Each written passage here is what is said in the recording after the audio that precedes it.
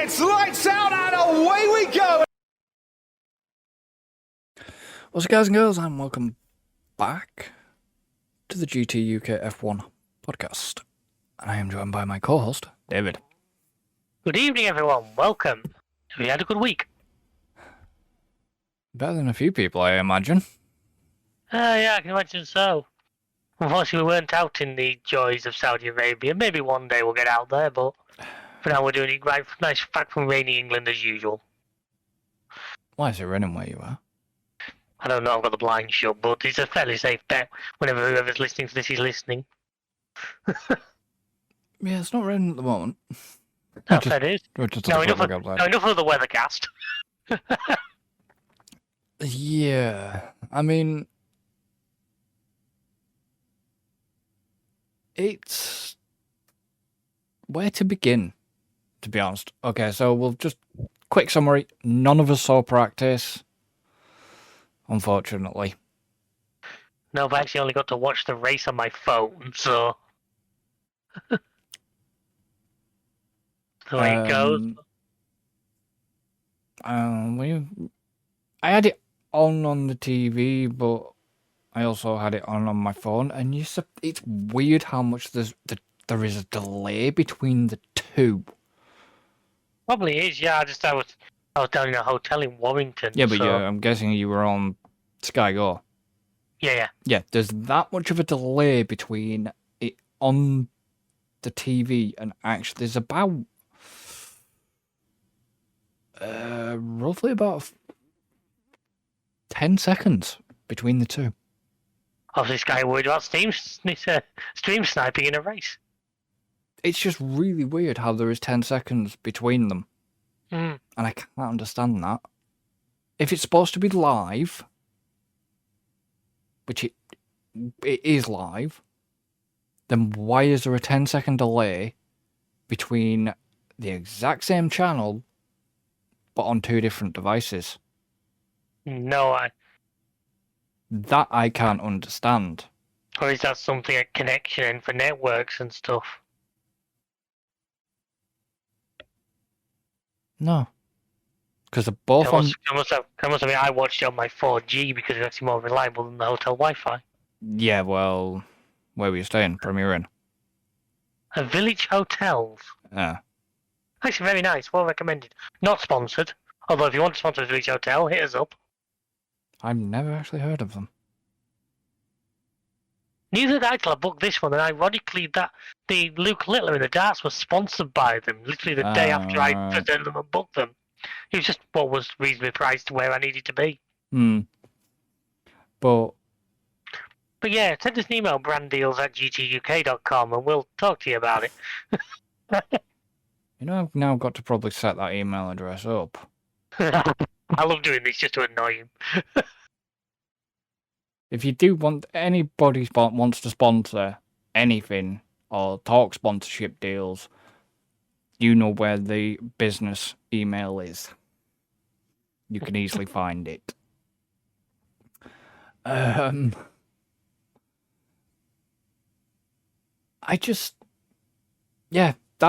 baffles me.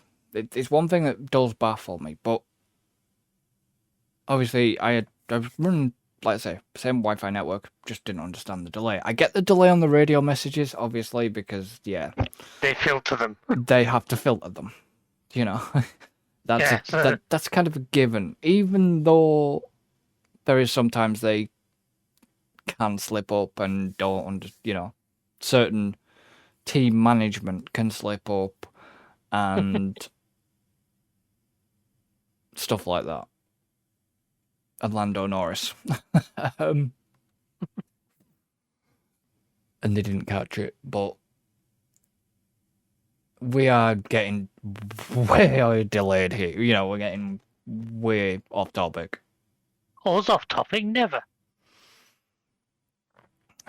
I suppose I'm just looking for a bit of filler, but hey. So let's talk qualifying things. Is what we both saw. Yeah. Practice, obviously, the only thing I know of, there was a couple of people brushing the walls, which isn't surprising on that circuit because they're never far away. No, the only one that did was Williams. Stroll did in a practice session, didn't he? Yeah, he brushed it. He didn't smack into it. And I'm sure he hit it. He broke the car, didn't he? From what I understand. No, the car brake was the race. I thought he'd done it in practice as well. No. That was in the race. Ah, okay. What are you doing? Having a drink. Do it a bit quieter. Your mic picks it up.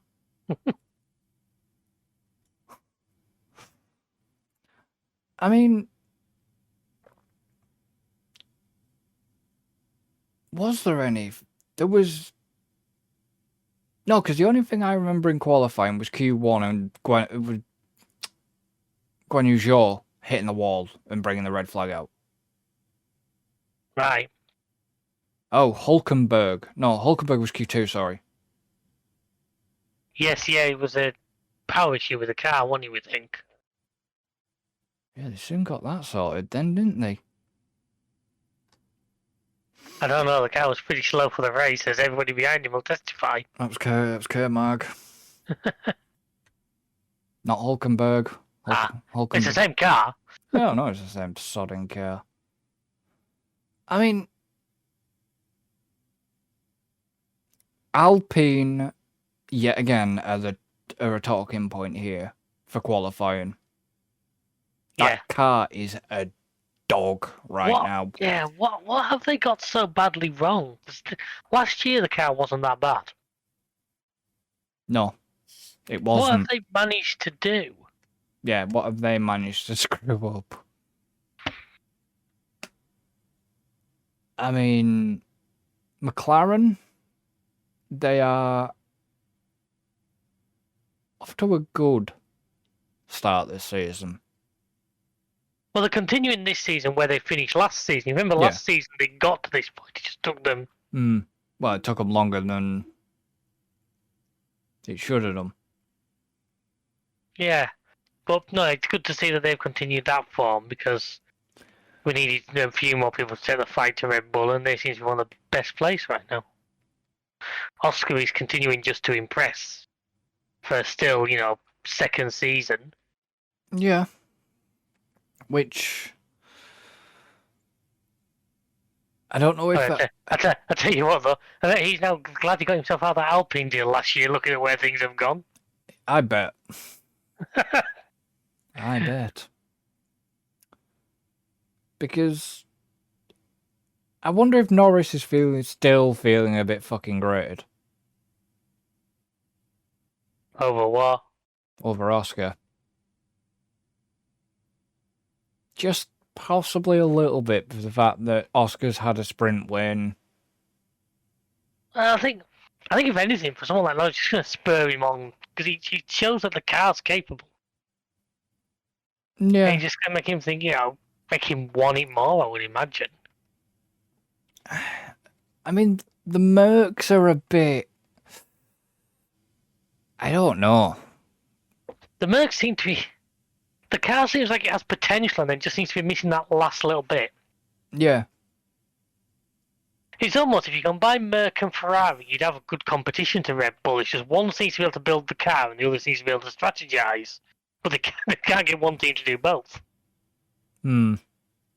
Because they qualified 7th and 8th. But if I quickly go back to Bahrain qualifying, I'm just having a quick look at the... Come on, work for me. Just having a quick look at the qualifying results. Yeah. I think the high-speed courses aren't... Because Bahrain's not really high speed. Jeddah is a lot of high speed. I think that's where the Mercedes struggled. Because I know... Yeah, the Mercedes is a downforce car. It works well in cornering. Yeah. Because... If you looked back to Bahrain and where Russell was compared to where he was this time, he wasn't that far off. But yeah, I think... But you always get that. You always get some cars. I mean, like, look, for example, we know Red Bull's weakness is the very technical stuff, because look at what happened at Singapore. Yeah, something that they'll probably want to correct this year. Well, I guess we'll wait and see when we get there, but... Yeah, so every car's got its strong and weaker points. It's just finding the balance. Of getting it right. Yeah. Yeah. At the moment, Alpine seem to have got everything wrong. Yeah. And then for Gasly's to do, was it 1 lap? Yeah. And then the gearbox issues, it's like, man. Because he said a lot of team people left after the first race, didn't they? 2 people. Yeah. 2 quite important, you know, your head of technical. Yeah, it's not looking good for the consortium that invested into Alpine. What do you think Ryan Reynolds is worried? Well, not just him. Probably. Not just Ryan Reynolds. You know, you had the likes of somebody else. I can never remember who the hell he was. Isn't Anthony Joshua part of it? Who was there? The boxer, wasn't he part of it? Please hold caller. I'm actually going to have to fact check. I can't. It's not. I must say, it's not something I ever paid particular massive attention to, like the ownership behind teams and that. 'Cause it's not. But I seem to remember it was something to do with him, because he was there fresh from his fight. If you really call it a fight, yeah. I think I've said before, I don't watch boxing. I have no interest in it whatsoever. So yeah. If I want to see a good fight, let's go down the pub on a Saturday night. You see far better fighting.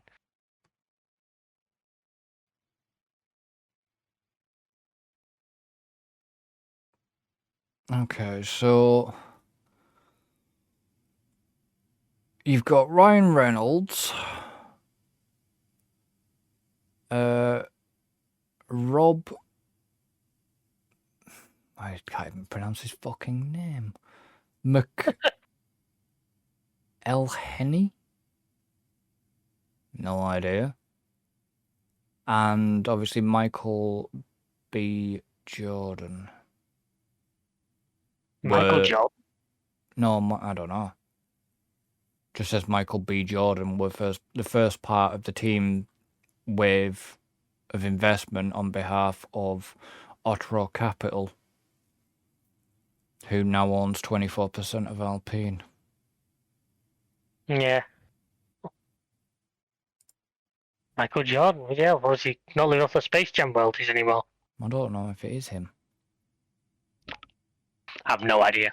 Somebody in the comments, I'm sure, will be letting us know right now. Part of the sport they enjoy. McElroy and Joshua. They have as well. Yeah. I said Joshua, didn't I? So I was right. Yeah. McElroy, he's a golfer, isn't he?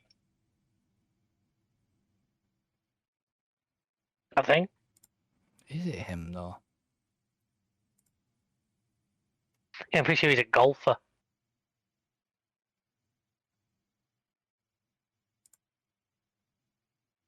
Oh, it is. Yeah, it's Rory McIlroy. Jesus Christ.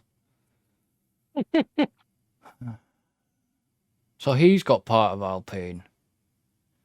Wow, how much are they probably regretting putting money into that sinking ship right now? Do you reckon they're sat there wondering if that money's transferable to one of the other teams?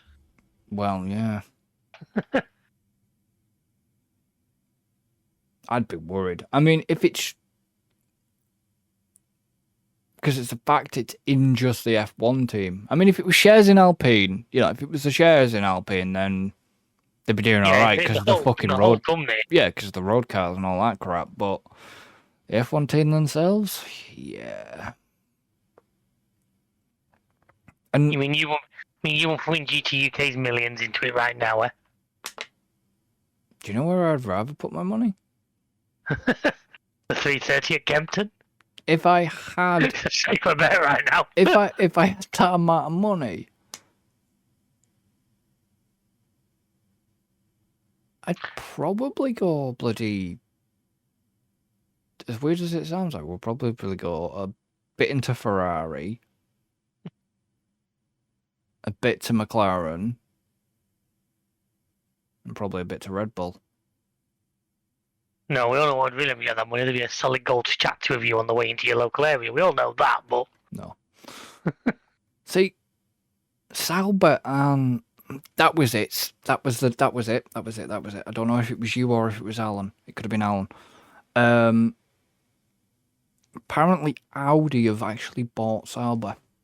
yeah, they were 100. Yeah, they were talking about that before the race. Well, I don't know. I wasn't listening. Originally they were only buying, I think it was 25-30%. They've now agreed to buy everything. But That means can they use Audi from 2020? Can they use Audi from 2025 in the name, or do they have to wait till 2026 and the engine regulations? I guess you'll. We'll find out. I guess you'll have to wait. Yeah, it all depends because don't forget you had the likes of Red Bull had Aston Martin sponsorship name while not running their engine, so it's not that. Red Bull had Aston. What? Before Aston Martin became a team, Red Bull had Aston Martin sponsorship. They had Infinity name on the cars for a few years. They weren't powered by Infinity. Yeah, they did. So it's not that. I suppose as long as the manufacturer agrees to it. I mean, Audi could run. Sauber are running the Ferrari engine, aren't they? Out of memory. Sauber, yes, they are, because they're known as Kick Sauber Ferrari at this point. Yeah, so there's nothing to stop if they wanted to sticking the Audi name on that car with the Ferrari engine still in until 26 and Audi come in with their own. Yeah, because obviously, you've got. It's all whether Audi would want to do that. You've got Williams, Mercedes. Yeah. Alpine got the Renault engine. Haas have got the Ferrari. Because Alpine is Renault. Well, I know that. Alpine is Renault. We know that. Although the way it's going now, it might be renamed Dacia next year. It was Dacia. Dacia. Oh, Don't care what the advert says. Dacia. Fuck knows. Let's be honest, the Duster will probably get further in the race than that car's doing right now. It showed, didn't it? When was it the heavily damaged Williams of Albon was still basically outrunning it? More on that very shortly. Hey, don't call me a moron. I mean, okay, so what I will say is, to round qualifying up, you had Sainz, obviously big talking point. You had Sainz in the Ferrari, who wasn't feeling great even from like P2, like FP2, FP3. Obviously, he got. Did he? Yes, he did. So after FP2, he got basically taken to hospital with appendicitis. Well, it was abdominal pain, wasn't it? Hmm. And they thought, originally he probably thought it was a bit. Eating a bit of a too hot a curry out there or something. Something like food poisoning, you know what I mean? Yeah. Perhaps. But then when his temperature started to spike, when his temperature fluctuations were all over, they could tell there was something seriously wrong. I must admit, this is where, obviously, because I'm not a medical person, I've never tried and deny it.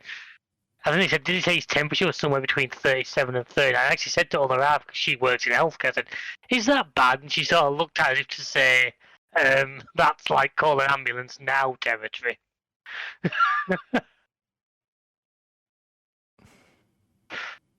Well, generally you want to get that sort of temperature is more when you start getting fevers. And that's what it sort of, I imagine it must have been, like a feverish temperature range, which, 37 to 39. It's what they were using for a certain certain virus that was going around. Yeah, they were using them temperatures. Anything above 35. Right, like I say, this is where I'm not a... It's just the fact that I got a paramedic in the family. Hmm. You know what I mean? So, Yeah. and yeah, it was a shame that Sainz. Yeah, I was going to... That's in my nose, because he's like... Especially as this season, we all get on about how critical this season is. For him. And because, like I said, I mean... I don't believe the Audi thing until we see it. You know what I mean? And all this talk that, yeah, he's in with Audi because of his dad. Until we get official confirmation, that hasn't happened as far as I'm concerned.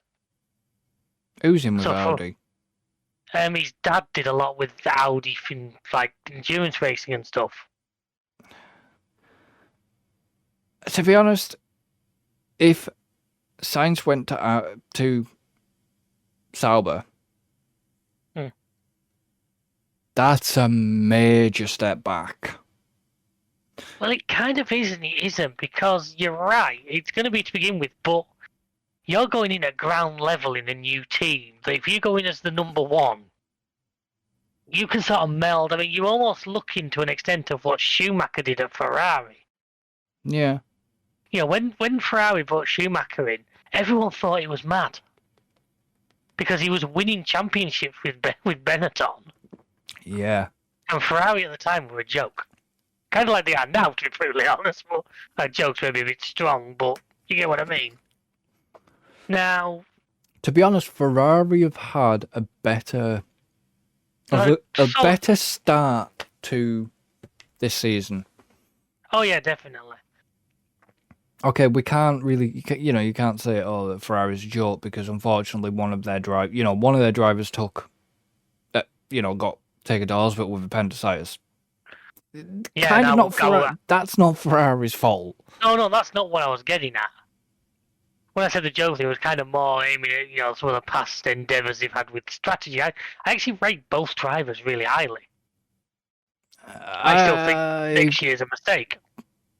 I prefer Carlos to Leclerc, if I'm honest. I think he's he's the stronger of the two. He can be a bit... Hang on, what do you mean he's the stronger of the two? Yes, he could... he's a one-lap fucking wonder with qualifying and has fucking shit race pace. I mean, Sainz is the stronger of the two. I was got to say, Sainz is definitely the stronger of the two. Sainz obviously used to prove that even with McLaren.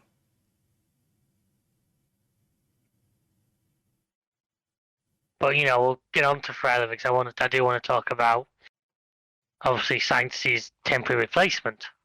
Because, I think what came out of that one was an even bigger, why the frick are they employing Hamilton next year? Because... Yeah, but the weirdest thing, okay, right, so let's put this in context, right? So Carlos Sainz gets taken to hospital after practice too. Ollie Behrman... Yeah. Steps 18-year-old had just qualified on pole for the F2 race. Yes, 18-year-old Britain qualifies on pole for the F2 feature. Was it the feature? It was either the feature or the sprint. I cannot remember. I'd have to go back and watch it. I think it was a feature. Yeah, I think it's a feature. And basically gets the call. You're needed at Ferrari. Yeah. And I mean, are we into race talk now, or?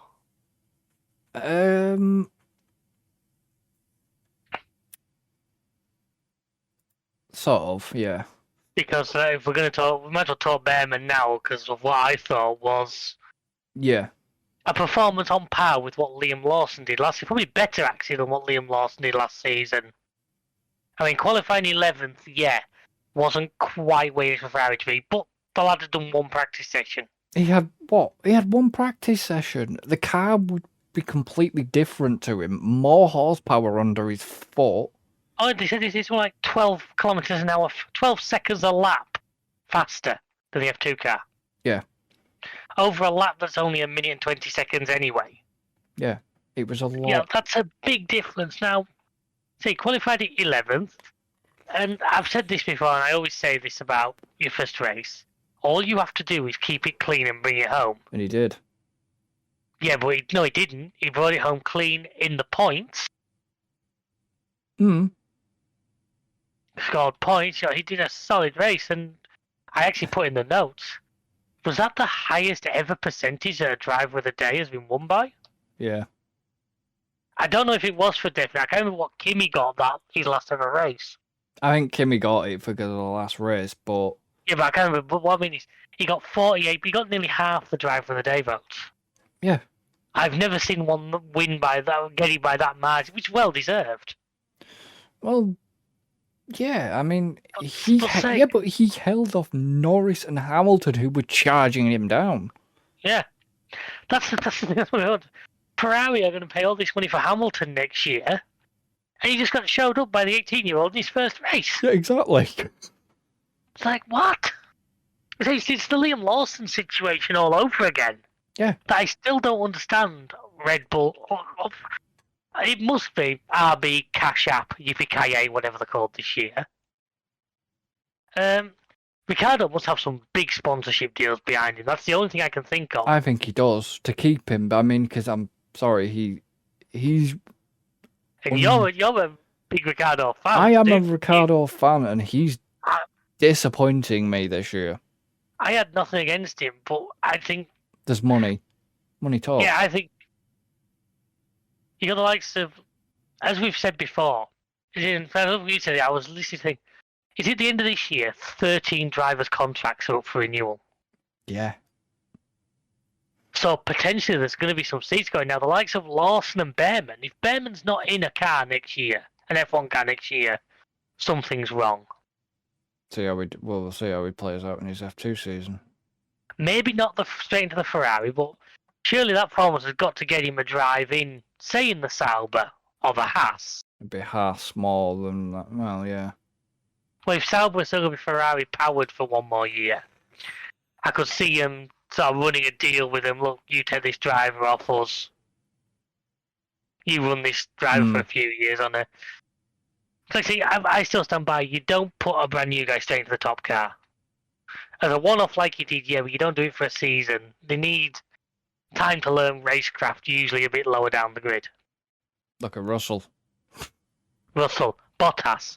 Both came through Williams before they went to Merck. Yeah, but Russell got his one chance driving Hamilton's car. Yeah. He outshone Bottas. Yeah. But both of them, most of the drivers have done it that way. They start off in a lower league and... Yeah. And, I mean... He sounded...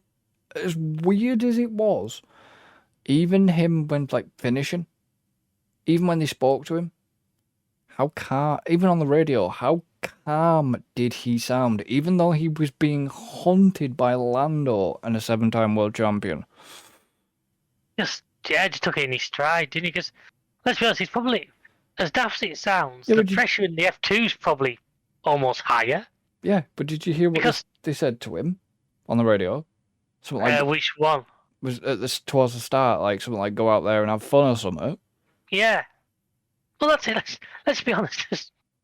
Nobody was expecting him to go out and win it or... No. So, to be honest, he had no... If he'd have done half the race and stacked it, I don't think people would have talked overly negatively about it. Because well, it's his first time in an F1 competing in it. Yeah. You know what?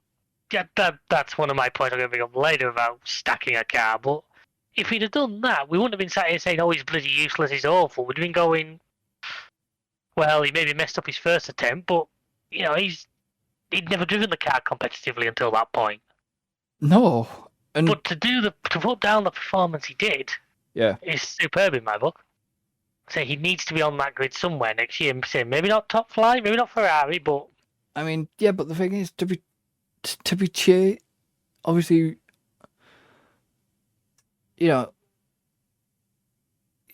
from where he started, right, so Behrman started what?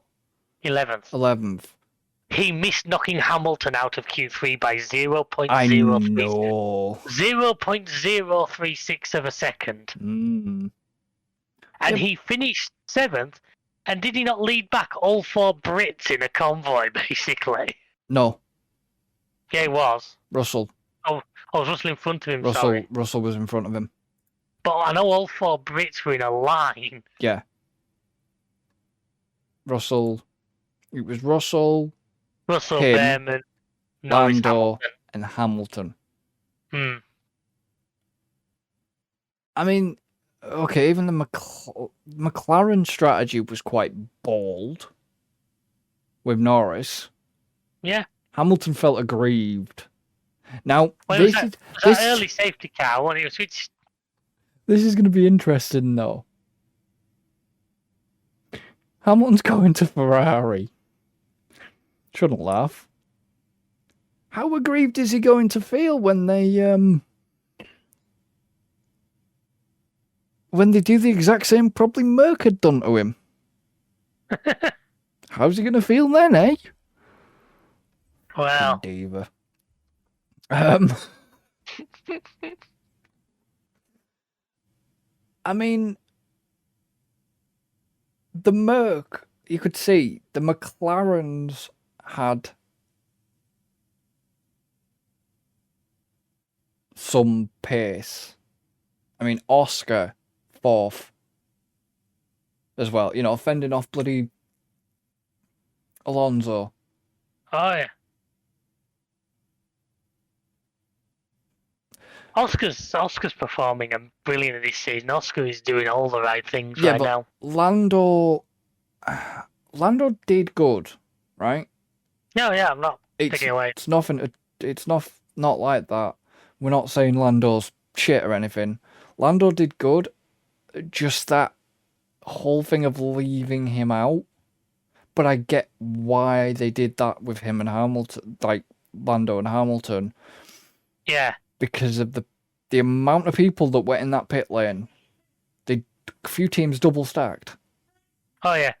And a few got it slightly wrong. I mean, Red Bull with Perez, that was an unsafe release. It was a necessary penalty. Yeah, he could have been held, but coming out in front of bloody Alonso like that. Yeah. But the one good thing is, I will say, and this is going to be wrong because this is going to sound so hypocritical because the fact that I slagged the bastards off all of last year, the stewards were on point. Bloody hell. Can somebody mark this down? You know, a point when Chris actually approved of the stewards. It happened. Somebody get the balloons. No, but this is the thing. The stewards were on point. Look at, K-Mag, we'll get onto him. 20 seconds of penalties, right? Perez was given 5 seconds. the 5 seconds. But there was none of that, we'll investigate it after the session. Norris got away with a jump start. Yeah, he was very lucky with that, but... I mean, I'm not saying got away in that sense because, yeah, he probably didn't move forward enough. Yes, but honestly, I remember the days when a jump start was an instant penalty. It didn't matter if you moved past the line or not. But even Alan had said that he jumped the start, and I said to Alan last night, I said, yes, he may have jumped the start, but if he didn't trigger his sensor on the grid box floor, which that's why I think he got away with it. Yeah, he did manage to stop before because they often sit a little bit back. Because I think yeah, they do. There is a rule: you can't be too far back. But you don't have to be snug in your pit box. You are allowed your grid slot. You are allowed to be sat back, and he was clearly far enough back that he was able to lurch the car forward. Yeah, but not go beyond the line. But because he hadn't triggered the sensor to indicate the jump start, that's why he got away with it. And for the fact that he realised he'd lurched forward and stopped. Detective Russell noticed it, though. Oh, we know Russell did. And I'm thinking, yeah, just wait till Lando gets older, you're off the track. They're all good mates, but still. Oh, aye. You can see, yes, there's quite a few people that are good friends, drivers that are good friends, but you can see as soon as they get in that fucking race car. God, a lot of them are quite bitchy to each other. It's all team game. Oh, it's all mind games, and yeah. Yeah. It always has been. That's the kind of stuff the likes of Alonso was always absolutely brilliant at.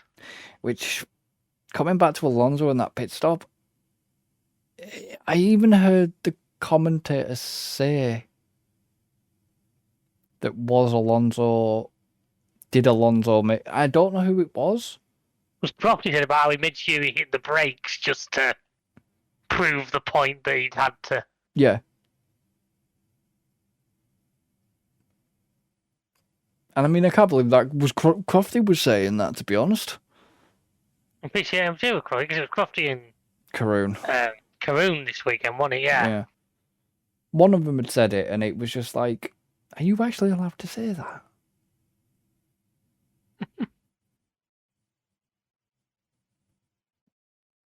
But I don't know. The race overall was a bit. Yeah, it was. The first couple of races have not been thrillers, have they, by any stretch of the imagination? Let's be honest. We're only on. That's why I said the first couple of races. I'm not trying to review the whole season based off this. I'm just we're saying. only on the second race. But yep, next race is the bastard one because it's the early morning for us Brits. And then I'd rather take the early morning over the very late in the evening one, to be honest with you, with my schedule. And then the one afterwards is going to be an early morning as well. Yeah. Because Japan, yeah, we've moved Japan to this end of the year now. They're probably trying to avoid the rain. They probably are. But it depends what the track's got on further down the line. But Williams, yeah. I'm sorry, but I think Sargent's days are numbered. I think we need to see some serious improvement from him. Yeah. Otherwise, I mean, let's be honest. He's not done all badly wrong. He's just not there. I mean, if Albon's showing what that Williams is capable of. Okay, even with wing damage. I mean, if Albon's showing what that car can do, then Logan is a long, long way off him. I was always sceptical about him when they announced him. It seems weird. Well, let's be honest.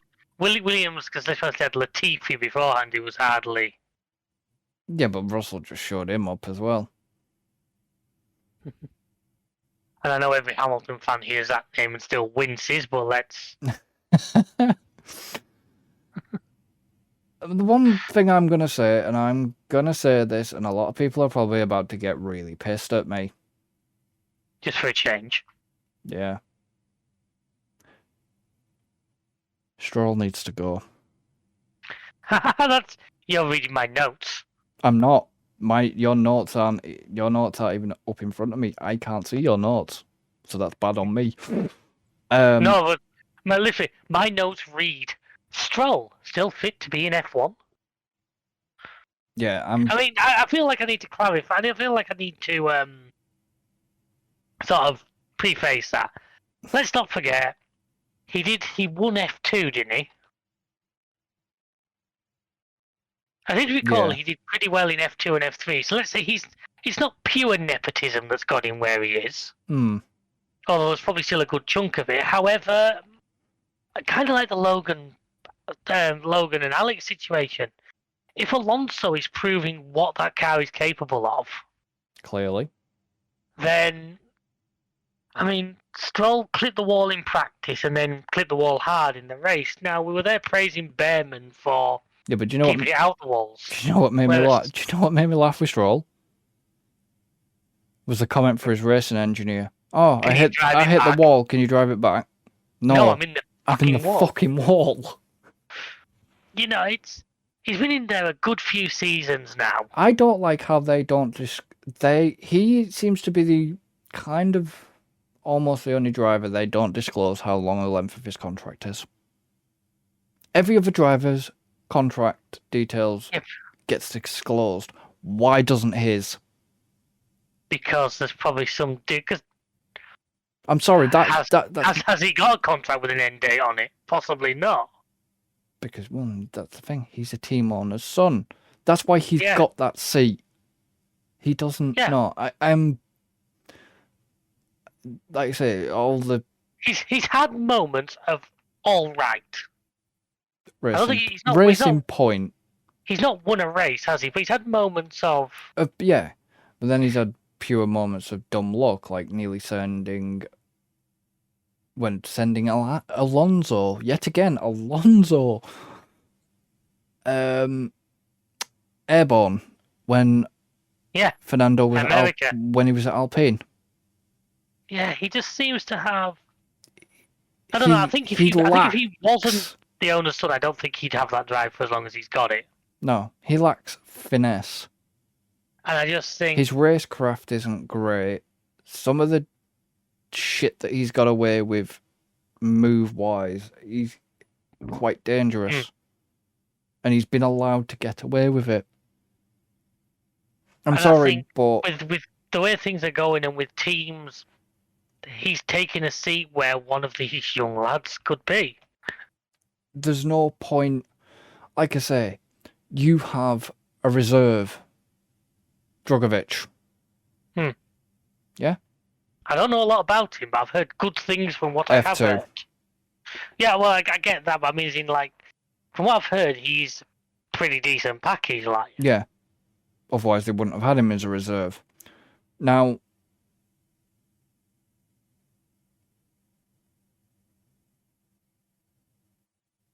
what? There's no point in them turning around going, "Oh, we're getting rid of Alonso and we're bringing in Drogovic." Yeah. Mm. Because then you're just saying, "Oh well," you're saying bye bye to your experience. Yeah. You're saying bye bye to the experienced driver. Stroll, yes, okay, he's been in F1 for a bit, shall we say. He doesn't have Fernando's experience. No, when he was at Racing Point, he was alongside Perez, who Wiped the fucking floor with him. largely showed. I mean, Perez got a win in that Racing Point. Very strange From circumstances. but- last. Yeah, from being last at the end of the first lap. Yeah, that makes it even better. From but last to winning, yeah. One of the old Jensen Button move, as it's known. But yeah, no, I think Stroll's time is up. I think there needs to be serious thoughts about it, and I know it's not going to be a difficult conversation with them, but Wow. you know, there's got to. It's not Drogovic. You got so many F2 drivers with potential. Get one of those in the Aston Martin for a couple of years. Yeah, but this is the thing. You can't. That's the thing. You can't just get rid of your experience. I agree. Because where the fuck would Alonso go?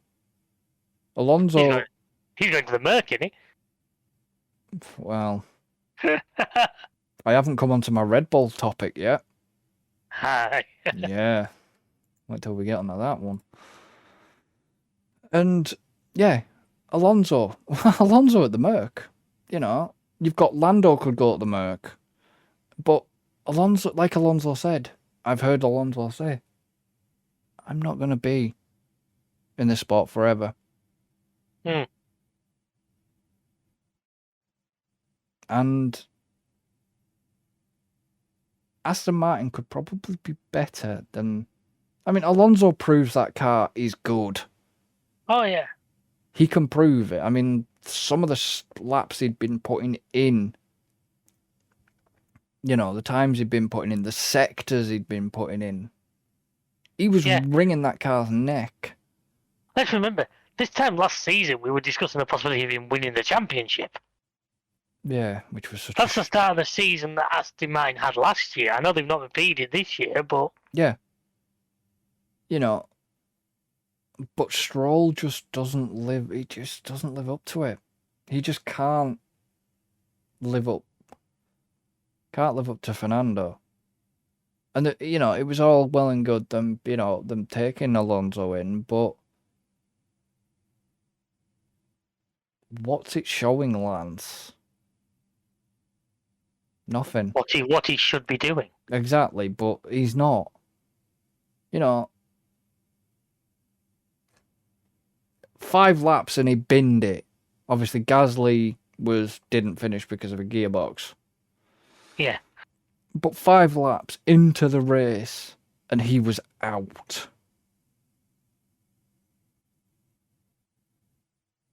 From a pretty silly error by all standards as well. He got too close to that wall, clipped it, broke the suspension, broke, and bang, straight into the wall.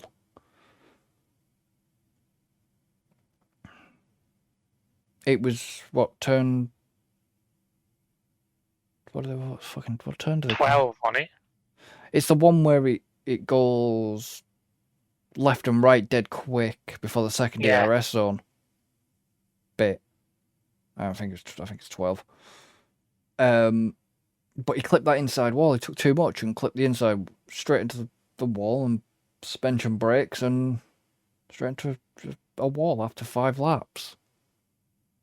Yeah, I'm saying he's one of the experienced guys. Like I say, you had the brand new guy on the field who managed to keep it out the wall. And getting the points. Which, that's the thing. Stroll was probably on for a points finish if he hadn't done that. He would have been. He would have been. But his time's done, in my eyes. And can we talk about Haas first? I was going to talk about Haas. What would you like to talk about Haas? Well, okay. Well, Nico Hulkenberg. I mean, even in... Where was he at in quali? Yeah. So, obviously, Q1, Q2 didn't finish Q2 because of his engine, wasn't it? Yeah. They said it was an engine issue. Then comes back to claim a point for Haas. Yeah. With a big lump of assistance from his teammate. But largely some of that was to do with K-Mag. Now, how were Haas allowed to... I know you're allowed to hold up. You're allowed to... I know you're allowed to...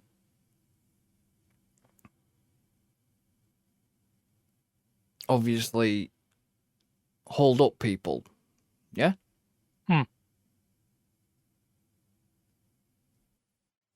But was that legal, some of that?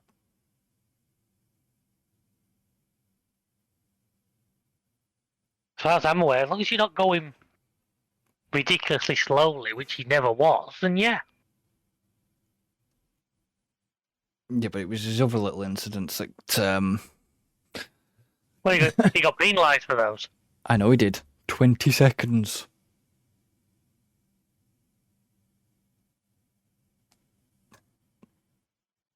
Which...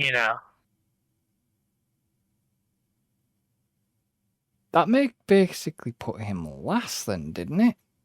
No, it didn't, did it, in the end? He lost a bit of time, but he didn't end up right at the back. Or did he? He must have finished 12th then. Because like Perez had a 5-second penalty, but he managed to be 5 seconds clear of.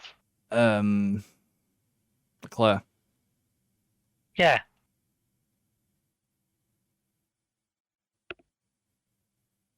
Okay. Why did you do that to me? Why did what do what? I opened the race results and it automatically went to the store instead. Yeah, I'm guessing he did. Oh, Leclerc. Perez and Yuki had 5-second penalties for unsafe releases.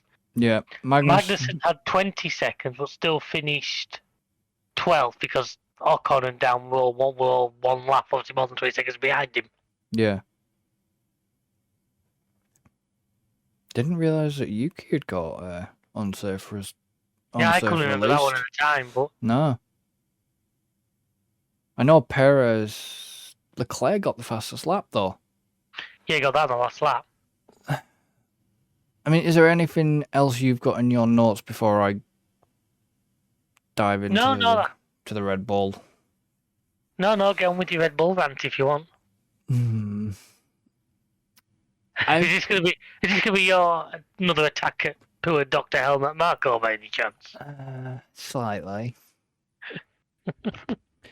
I think Red Bull are in trouble. I think there's a bit of a power struggle going on in Red Bull. I think somebody is out to destabilize them. So, what do you think of this? The accuser, I don't know if I've asked you, the accuser got suspended on full pay. Okay. I didn't know about that. Yeah. So Horner's accuser got suspended on full pay. Then Helmut Marko, it came out that he was under investigation by Red Bull themselves. But unfortunately, there was one of the bigwigs was there, and them two had been talking. Then it came out that he wasn't going to get suspended. It was a possibility that he was going to get suspended, which is rather a shame. He should have. But he was being investigated by Red Bull, even though he technically has... The weirder thing is, he has nothing to do with Red Bull. He's an advisor officially, isn't he? Yeah, he's not associated with Red Bull or the RB, the other team. He's only an advisor. Now, I'm not sure to what sort of stature, because apparently he was the one that ended up making the decision on law and on De Vries. Which ultimately that should have come from the... Technically, even the decision about De Vries should never have been made by Red Bull. Yeah. Because they are the sister team. Obviously, yeah, but they'll still control a lot of the power and the... Yes, but they don't control the other team principal. And to me personally, it wouldn't have been a shame if he hadn't got suspended. If Helmut had been suspended, though,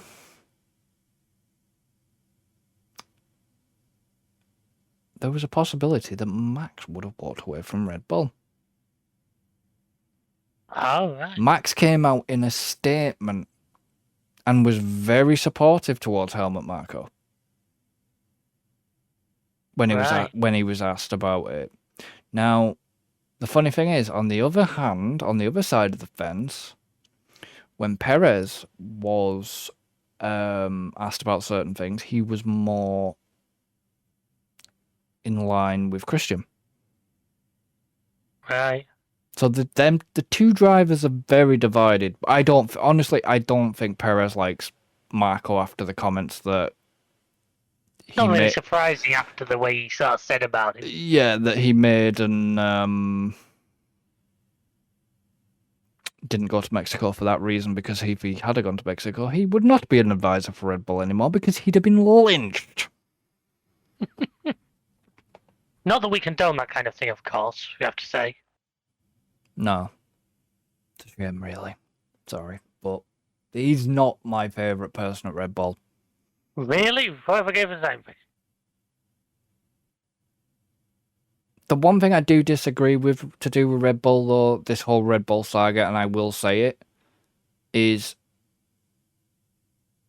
either you go transparent about it, or you order a total media blackout. Total media blackouts are rather difficult, though. No, but you know what I mean. You basically stop any media's doing. They can do it. All they need is a court. All they need is something from the courts to do it. And the thing is, the mind games are starting on the paddock as well, because it's like Toto piped up, Fred piped up about it. the more transparency as well. Yeah. I get why they want it, but it's not. The problem is, it's not F1 team related. But it is and it isn't. No, because he's part of the wider Red Bull community, isn't he? Yes, Christian is part of the wider Red Bull. And kind of Marco is as well. But if there was something more afoot, if there was something more afoul, shall we say, like obviously certain comments you've made in the previous podcast about it, she would not be by his side at races. Yeah. I mean, there's tension brewing between. There's definitely tension brewing between Jos Verstappen and Christian. That's been quite clear. Yeah, but I think even Jos has the brains to not upset the apple cart while they're winning by the margins they are. But he already has done. That's the problem. He has done. Jos has done. And that's not good. I wonder if they're a little worried about this picture that came of Carlos Sainz Sr. meeting with all the Red Bull execs.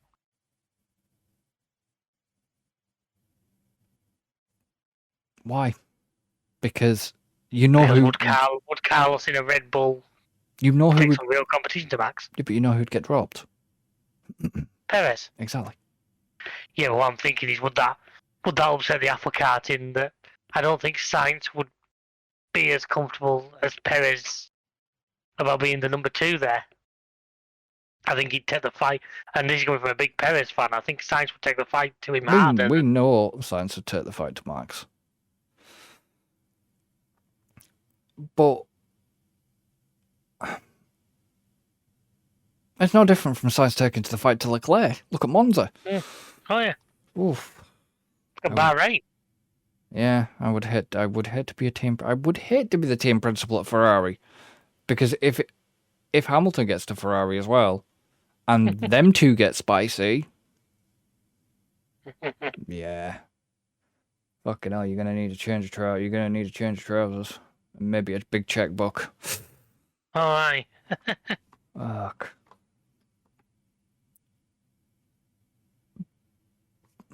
See, there's too much, and going back to the Red Bull thing quickly, there's been too much spun around.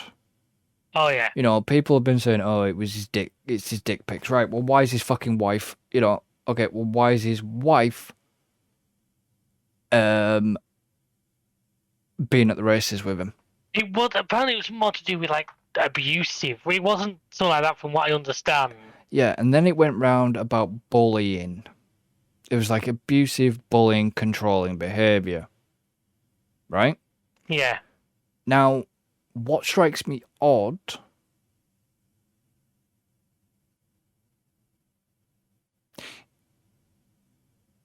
if that's the case, why is he not being suspended? Because he clearly didn't find anything bad enough to. Yes, and why has his accuser been suspended but has the right to appeal?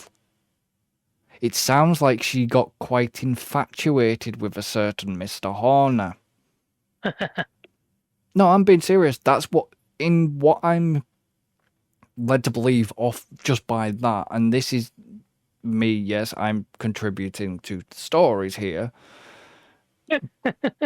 But from what you see, what I've read of previous court cases, what I've read through court cases, it seems... He does like he's that boring. I have a degree in law. I had to study court cases as part of case files, as part of coursework as well. Oh yeah, I could tell you some stories, boy, but I won't, not right now on this podcast. But for the whole suspension, for her getting suspended full pay, but yet still getting investigated, and him to be cleared by Red Bull, this seems... It seems like whatever she was saying has turned out to be a load of bullshit. Yes, there seems to be a bit of fabrication, and like I said, there seems to be a little bit of perhaps infatuation with Mr. Horner. That's what I'm reading on it from doing... Obviously, I've not seen any notes. I've seen nothing. I will say that. I've seen nothing. In way of the investigation, but from the signs that and what people have, like Sky, been reporting back as well by how they've been reporting and what they've been saying during the build-ups and stuff, that's what it clearly sounds to me as. Yeah. And the fact that why would you try and destabilize your own team? That's it. It was funny. I still say the timings of when he came out, I wondered if there was one of the other teams were behind a lot of it. But it's actually come out as the accuser is a member of Red Bull themselves. They turned up for work and then they got suspended. But the suspension on full pay, that's a bit odd. Why would you suspend them on full pay? But I suppose it's... Because generally speaking, in that kind of situation, you kind of have to, because unless you have absolute... There's obviously... The suspension is not proven guilty. The suspension is just... The suspended pending further investigation. That's it. Yeah. Now, you've kind of got... Now, if you suspend them without pay and it turns out they're innocent, they can take you for a lot. Oh, yeah, it goes under... separate. Yeah. Obviously, your experience, you'll know more than let's not go too legally with it. But yeah, the accuser can do that, and that's why hence why this right of appeal thing is there. That's what this appeal is. It's to do with their said suspension. But it's also appealing against the decision that's already been clearly made. But yeah, it's getting messy, and I wish Sky would stop. Like I say, either Red Bull come out with it clearly, transparently, or stop the media from spinning it and running away with certain bits. And I mean, Sky can be bad enough at times. We know that. Every media outlet can be. Oh, yeah. Never let the truth get away with a good story. But Red Bull... They're not helping. They're not helping things, but they're kind of showing that they're not backing... They're not crumbling with the amount of media pressure. That's why when the meeting happened with the lawyer, it was moved away from the Red Bull HQ. It was moved away from Milton Keynes to an undisclosed location because of stop the media. Yeah. Which is fair enough. And getting back to the F1 bit... Oh yeah, we need to talk about that at some point, don't we? Perez had a good run. Yeah, Perez is having a solid start to the season. Let's be well, Max sort of is, but Max is just the per usual, just running and fucking away with. Well, yeah. The thing is, you've got it's like a sliding scale thing. Max is doing exactly what we expected Max to do. Yeah. I mean, if he hadn't won both races, we'd be here thinking there's a problem. But Perez is actually looking like that number 2 slot, and that number 2 he got in last year's championship was probably about right, because he's there again. Yeah, which if Perez wants to keep that, honestly, if Perez wants to keep that seat, then he needs to fight for that seat. Oh yeah, definitely. Because we already know they've been talking to Lando. There was the picture of Christian Helmut talking to Carlos Sainz Sr., yeah. Yeah. Now, the thing is, and I don't know how much truth you read into this, all this talk of Max saying he wants to leave about 2028, something like that. We'll see. Now you got to think, if that's the case, that's probably still just within sort of Perez's time. And if Max did decide to leave and Perez could still be around, he could be an experienced guy for a couple of years alongside a young gun. Yeah. You know, that's... I can honestly see... Max appears to be trying to play a very similar role to what Kimi did. He doesn't like the media. He doesn't like... He doesn't. He loves the racing. He doesn't like the fame. Yeah. Now, unfortunately, because he was in the social media age, he realizes you have to do a certain amount of it. Yeah. And Kimi was the exact same. Kimi enjoyed the racing. Yeah, that's Max. Hated the media.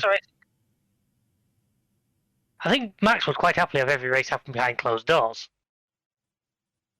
It'd be no good for any of us, but I think for him it'd be perfect. So I could easily see him. Yeah, I don't think it's that so much. Okay, Max nearly risked himself for fine that time during the grid walk for Brundle. But he's not gonna. I don't think Max would snub Brundle because, like I say, Brundle's a well-respected person. I think he has respect for Brundle. You know what I mean? Oh yeah. I think Oscar needs to kind of learn that a little bit. But he sort of snubbed him a little bit, but they made up for it, I guess. But yeah, I think the problem is though with Max at the moment, with all this shit going on as well. He detracts from the racing. Yeah, because every single time they get him, they try to ask him about it and slip it in to it, and he's not interested in that. Yeah. You know, he said what he said. He wants to just get on with what he enjoys doing, and that is banging 1,000 horsepower car round a track, racing very quickly.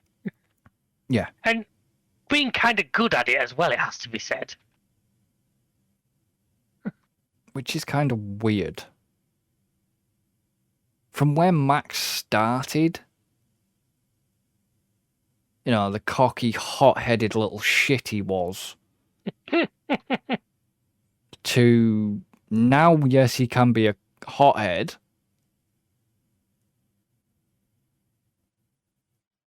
but I wonder if he's realised that it's being the cocky, hot-headed little shit doesn't get you anywhere. He's matured. Let's not forget he was like 18 when he first came into the car. Yeah. I think the majority of us at 18 were cocky little shits.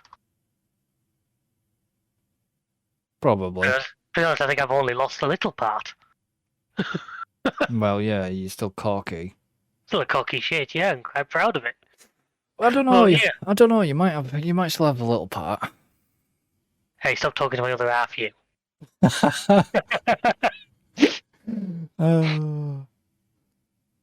But it's just... Oh, you twat. You've done it again, haven't you? Oh, knocked off your bingo card, derailed Chris's train of thought. Yeah. That's what it is. And I think the problem is, he's got a strong personality. Yeah. Quite a few of them do. Let's be honest, he's being rather successful, and there's always going to be a lot of people who are going to hate somebody who's being rather successful. Yeah.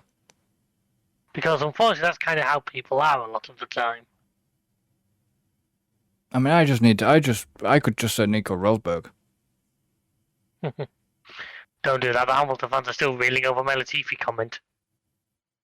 Oh, we could just say Abu Dhabi. We could just go Abu Dhabi.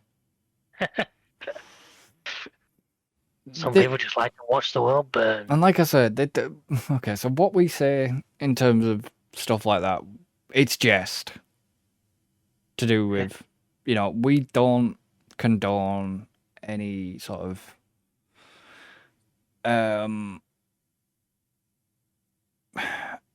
hatred towards No. drivers, whether, you know, a certain driver. I mean, okay, like I say, Hamilton, you know, he's going to Ferrari. And he'll get a culture shock when he gets to Maranello, is all I will say. And he'll have to brush up on his Italian very quickly.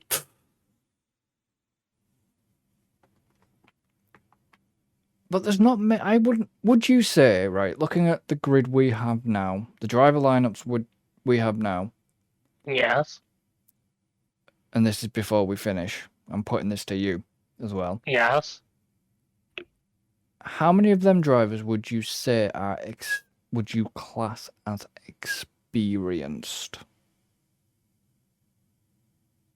Well, let's be honest, every single driver there is in at least their second season.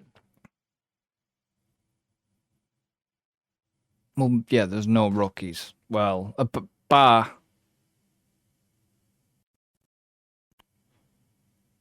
Obviously, Behrman. Yeah. There was no rookies, so depends where you define, because technically every driver there is experienced. Now, yeah, you've got Oscar and Logan are only on their second season. Yeah, but I mean, in experience in terms of like Alonso, Hamilton, Perez.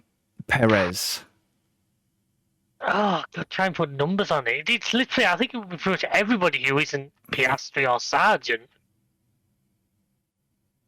Because I'm trying to rack my brains who the next rookies after them will be. And are we back to like Norris? Yeah. You know what I mean? Yeah, Oscar and Logan are on their second season. Well, you had Mick at a time, didn't you? And you had a certain spin. Maze. Yeah, but I mean, in terms of who's actually still on that grid right now, who would be the next? Lando, I'm trying to think. Russell, Yeah, but Russell was 2 or 3 Williams. seasons in Williams, and now has had 2 in Merck. You know, you're back to the likes of Carlos Sainz and that, and Yeah. Sainz, maybe Leclerc. so yeah, basically, okay, you can't class Sargent and Piastri as rookies, but you can class them as maybe inexperienced. They've still got craft to learn. Yeah. Racecraft. I think pretty much everybody else right now would almost qualify as a veteran. Yeah.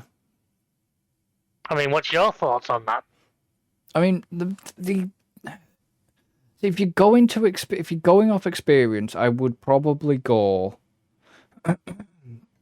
I'd go Perez along, Fernando, Hamilton, Don't forget Ricardo's right up there. Danny Rick, even though he's not showing it, and I would probably maybe go the likes of K-Mag and Hulk.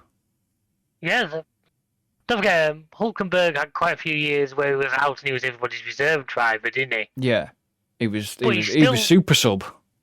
Yeah, he was collecting race suits like most people, like you collect Lego. Yeah, but then you had Alonso had his gap, but Yeah. And it's just, yeah, Alonso. To me, Alonso and Perez and Hamilton, because of. Well, I think because Alonso is the oldest on the grid. He I think the likes of Ricardo and Hamilton will be next, won't they? Isn't Hamilton not like 30 odd? Well, yeah, isn't he like 38, something like that? I thought he was younger than that. No, I don't think he's. I think he's older than us. Is it wrong that that some of the drivers are younger than us? No, because we're just. That's just something you have to come up with out of life. I don't think it's wrong when you see somebody use date of birth stats, year of birth stats 20, but that's just me. 85. But yeah, he looks good for his age. No, Boy, 1980, I know. 1985. So yeah, so he's older than me then. I think he's older than you as well, isn't he? Yeah, he is. He's 39. He's nearly Yeah. 40. That's what I'm saying. Alonso's like 42. Yeah. Perez has got to be mid to late 30s. It's, I don't know. It's kind of weird because You forget how long I remember this vividly. Was it last year or the year before? We did an experiment where I looked back at a grid from 2005 yeah, and got you to name, like, see how many names we actually remembered. I remember Perez was on it.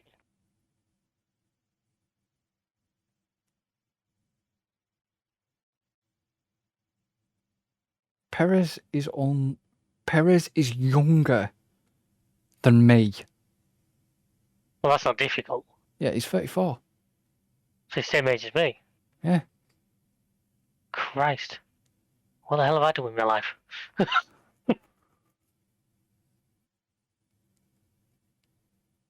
It's just, yeah, to think about it, it's like, yeah, but to look at them, you know what I mean? Hmm. It's like Hulkenberg's 36. Yeah, but we're talking about the grand scheme.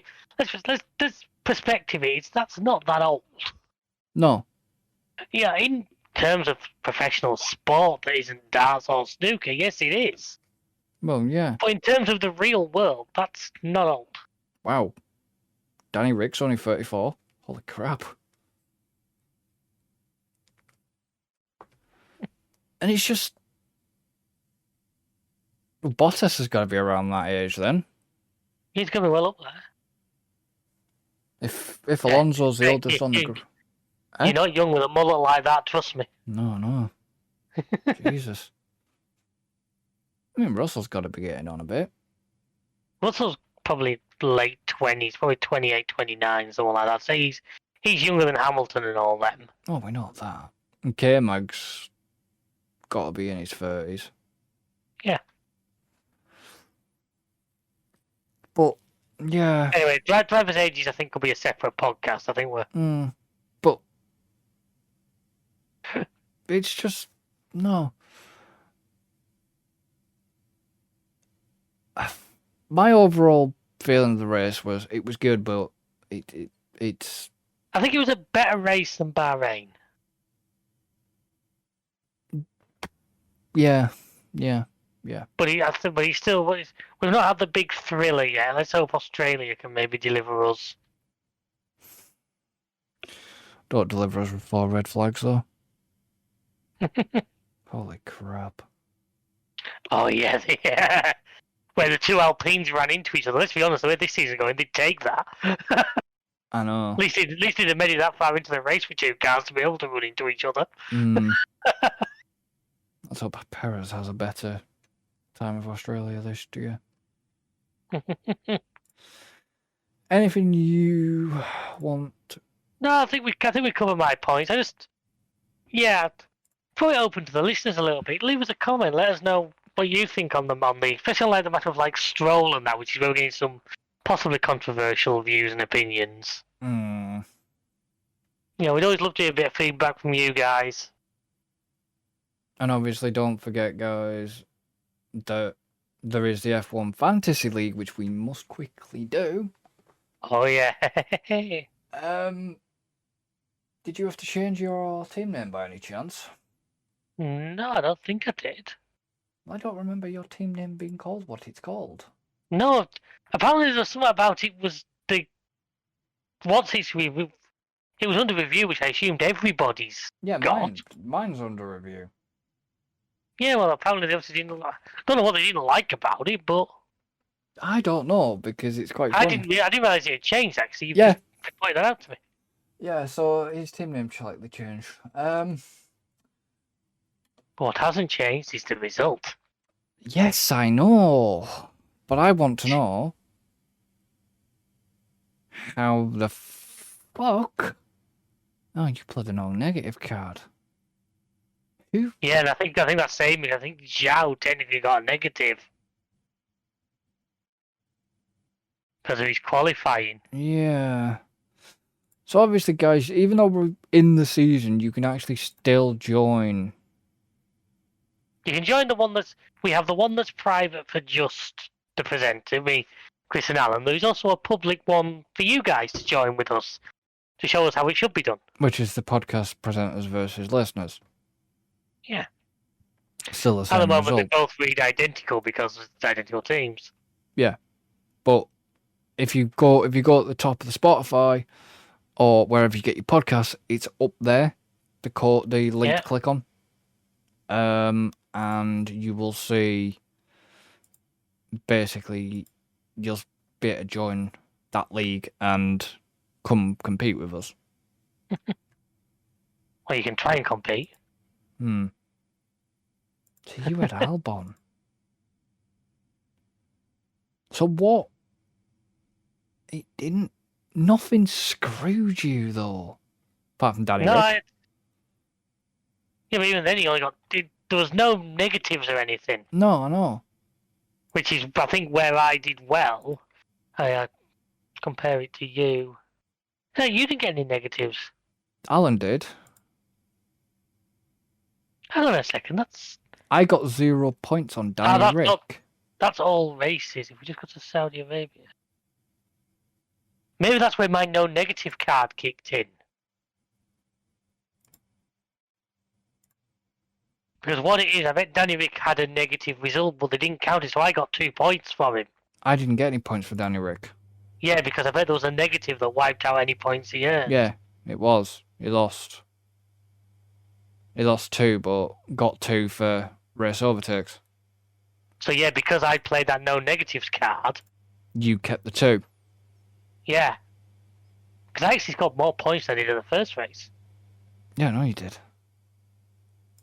Because if I got Bahrain, you got 168. I only got 130. I got 178 this weekend. And I got 138. So I only got 8 more than I did first race. Yeah, so I extend my lead. Alan had a shocker. Yeah, he's not the best start to a season, has he? No, well, Gasly let him down because of the DNF. And Yuki. Yuki let him down.